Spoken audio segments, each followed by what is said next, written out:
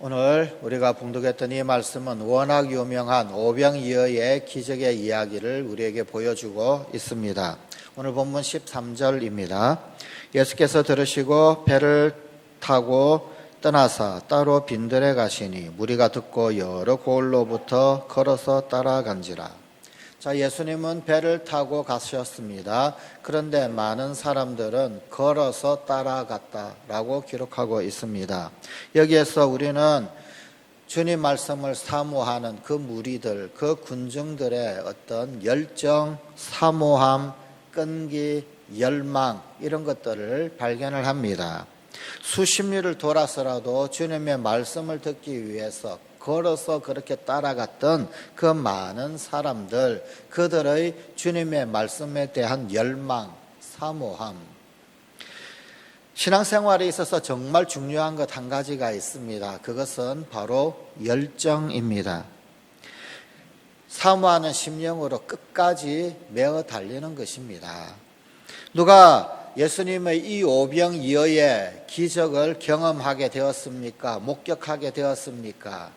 또 주님 나누어 주시는 떡을 먹을 수 있게 되었습니까? 10리건, 20리건 걸어서조차도 끝까지 주님을 따라간 사람, 뒤쫓아 간 사람, 그 마음, 사모하는 마음으로 주님께 달려간 사람들입니다.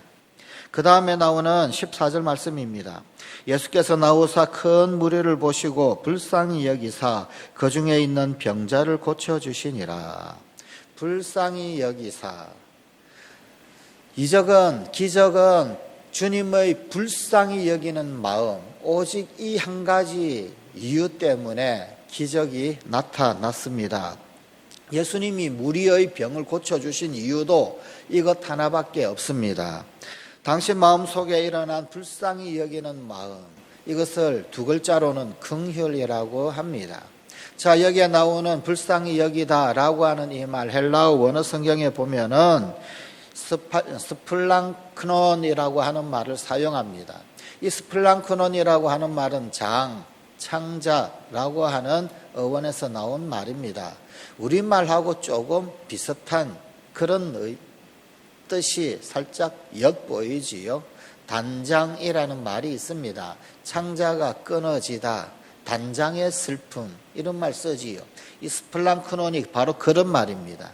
창자가 끊어지는 듯한 슬픔, 그런 말입니다.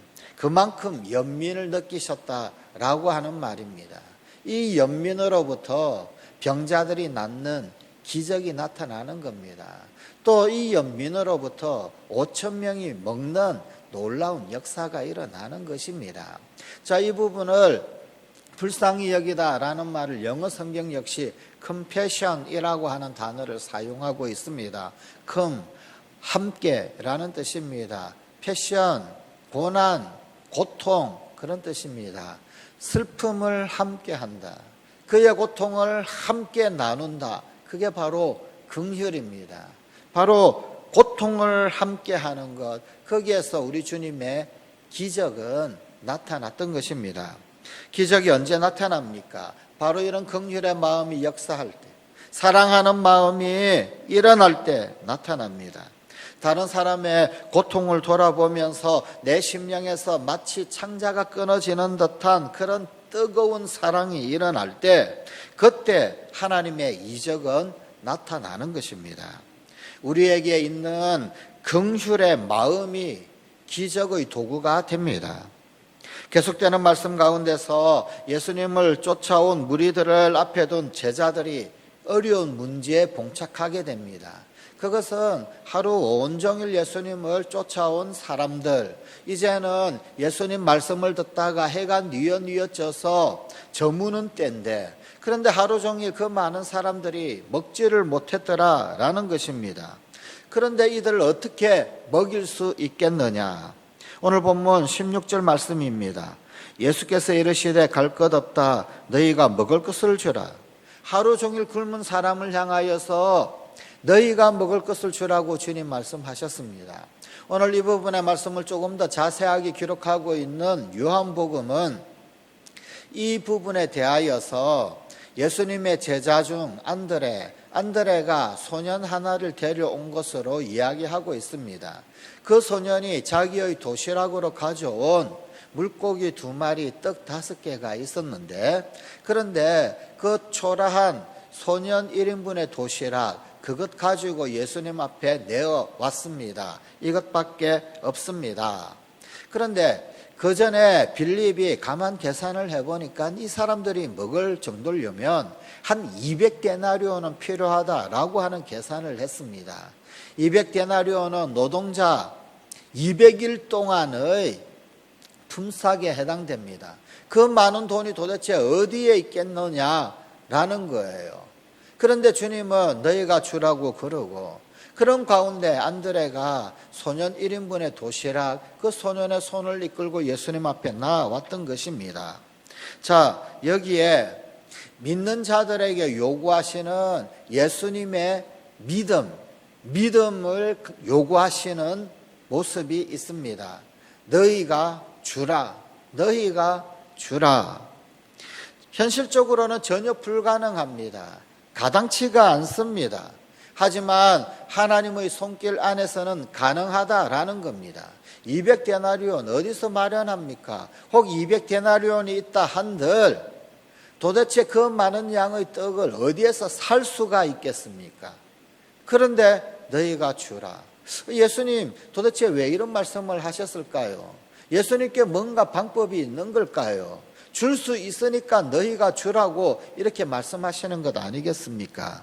전능하신 하나님의 손길 안에서 가능하다라고 하는 것을 믿으라는 예수님의 요구입니다. 제자들은 그들이 당면한 현실을 똑바로 볼 줄을 알았습니다. 그들은 결코 그런 문제를 해결할 수가 없었습니다. 아니, 이 세상에서 그 누가 온다 한들 지금 5,000명이 되는 사람, 떡을 먹고 물고기를 먹는 이 문제 해결할 수가 없을 것입니다. 그러나 그들이 한 가지 보지 못한 것이 있습니다. 그것은 주님을 보지 못했습니다. 그들 앞에 있는 예수님이 누구이신지를 보지를 못했습니다. 그분은 다른 분이 아니라 온 우주 만물을 만드신, 그것도 말씀 하나로 만드신 하나님의 아들, 아니 하나님 자신이라는 것입니다. 나로서는 이 많은 군중을 먹일 수가 없습니다. 그러나 주님은 하실 수 있습니다. 나로서는 불가능합니다. 그러나 주님께는 가능합니다. 오늘 본문 말씀에서 우리를 향해 주시는 주님의 메시지 마지막 부분입니다. 17절입니다. 여기 우리에게 있는 것은 떡 5개와 물고기 2마리 뿐입니다. 바로 안드레가 소년 1인분의 도시락을 가지고 예수님 앞에 내어드리면서 했던 말씀입니다. 아이의 점심 도시락, 떡 5개, 물고기 2마리, 그것은 사실은 참 작은 것입니다. 하지만 그 작은 것이 주님 앞에 내어드려지게 될 때 그것은 더 이상 작은 것이 아니었습니다. 여자 그리고 아이 외 남자 어른만 5,000명을 먹이고도 12바구니나 남았다라고 성경은 기록을 하고 있습니다.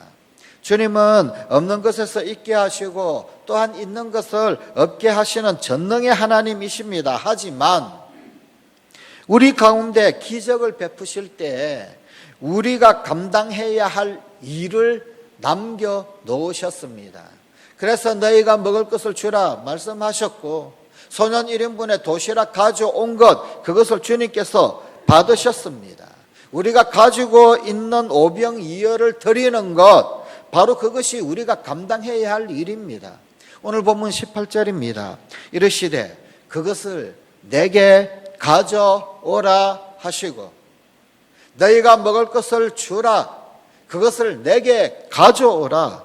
바로 이것이 필요한 것입니다. 예수님은 없는 것을 요구하신 것이 아닙니다. 그들이 가지고 있는 것, 그것이 지극히 작다 한다 할지라도 그 가지고 있는 것을 예수님께 드릴 수 있는지, 바로 그것을 물으셨던 것입니다. 그리고 기적이 일어났습니다. 오늘 예수님의 기적을 만들어낼 나의 오병이어는 무엇입니까? 지금 내가 드리지 않아서 기적이 일어나지 않고 있는 그것, 내가 지금 드리기만 한다면 예수님의 손에서 엄청난 기적이 일어날 수 있는 그 작은 것이 무엇이라고 생각하십니까? 그것은 나의 시간일 수도 있습니다. 나의 돈일 수도 있습니다. 그것은 십자가에 못 박아 버려야 할 나의 이기심일 수도 있습니다. 나의 작은 섬김일 수도 있습니다. 그것을 주님 손에 올려 드리십시오. 기도하십시다.